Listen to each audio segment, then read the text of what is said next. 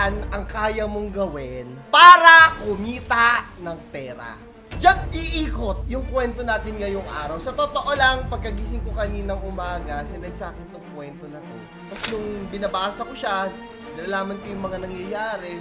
Medyo naiinis ako, number 1, dahil nga dun sa nagprank. And number 2, naaawa ako dun sa tao kasi naiintindihan ko yung mga kaya nating gawin para lang kumita ng pera. Aminin na natin yan, te.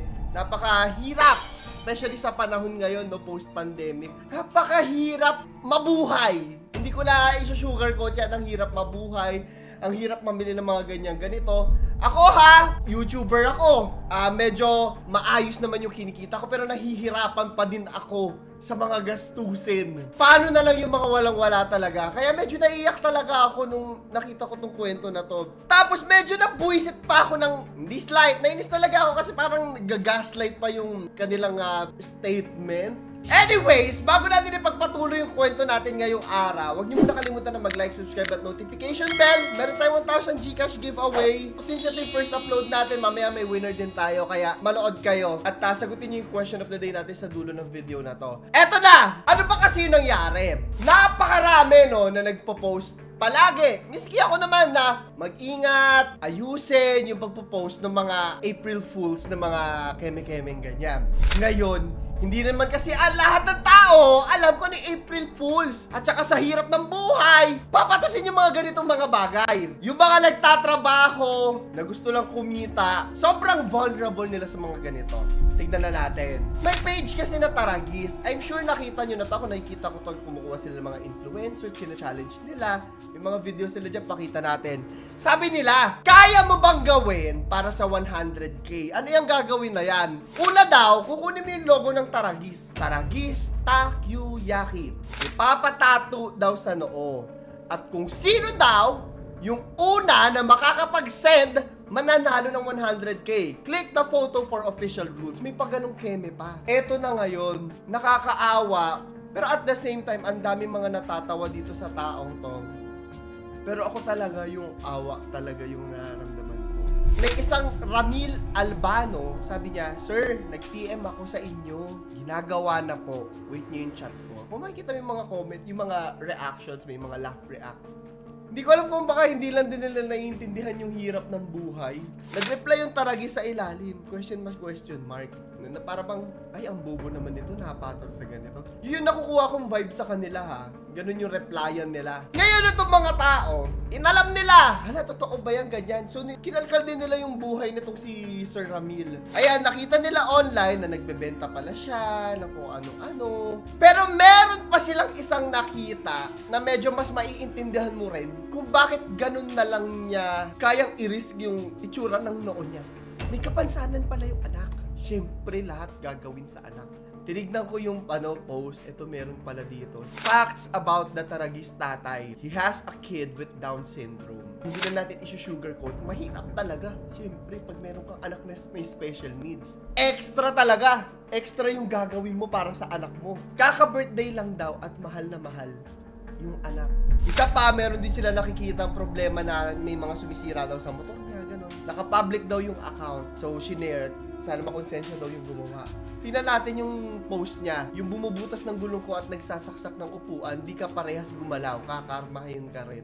Nakakaawa, di ba? Nakaka-relate kasi ako. Pag pag may mahal ka sa buhay talaga, tas parang na-experience ba yung nasa trabaho kayo, kinakain nyo na lang yung pride nyo kasi iniisip nyo, tangina, walang kakainin yung umaasa sa akin.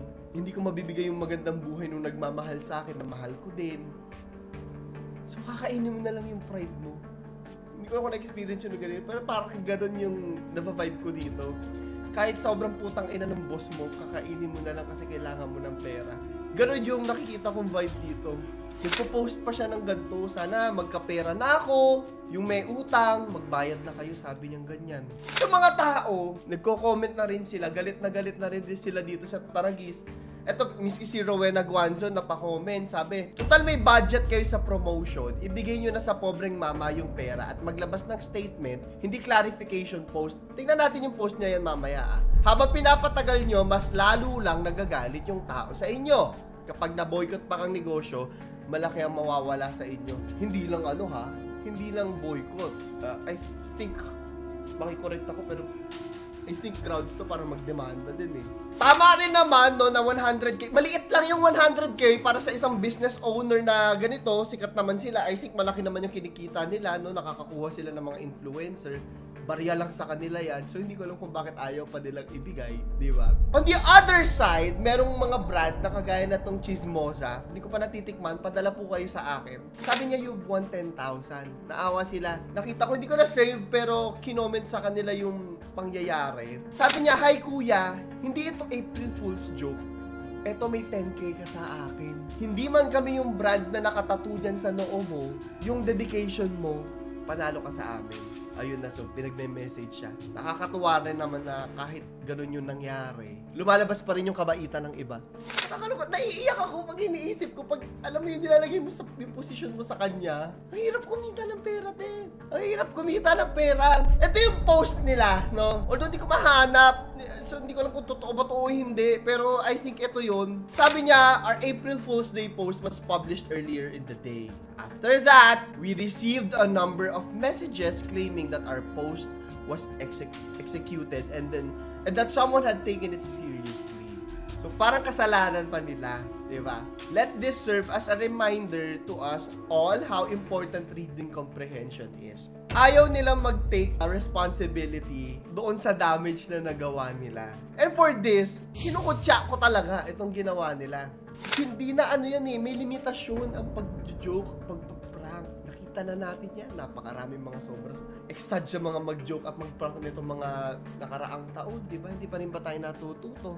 It's April Fool's Day, sabi nila, never trust anything or anyone. So kasalanan pa ng mga tao na naloko sila. The same as any other day. Once more, Taragis Takoyaki is not accountable for the events that occurred.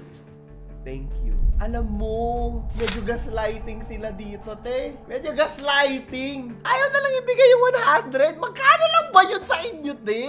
Tingnan natin yung komento ng mga tao. Sabi nila, great publicity raw.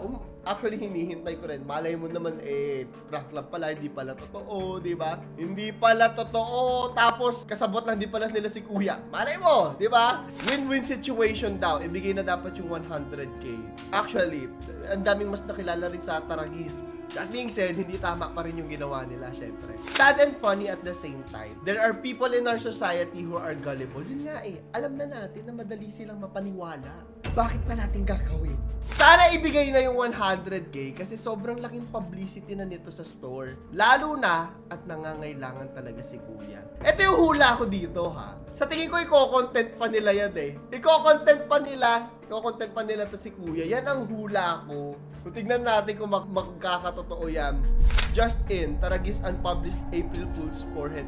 I think nandun pa yung page nila. Tinignan ko rin naman. Pero miski mga balita, no, pinopost na rin sila. Prank gone wrong. Sabi, man acts on Takoyaki Store's April Fool's post. Tattoos, logo on forehead. Napakarami na nagpo-post at nagagalit dahil dito. Ang dami rin nagre-react, sa totoo lang. So, para tapusin natin tong video natin ngayong araw, gusto ko kayong tanungin ha, meron tayong 1,000 Gcash giveaway at ipopost din natin yung winner natin for the month of March. So, tingin nyo ba, dapat managot ang Taragis dito sa April Fool's joke nila? I-comment nyo sa ilalim. So, yun lamang po. Ito si Clara the Third. Bye-bye.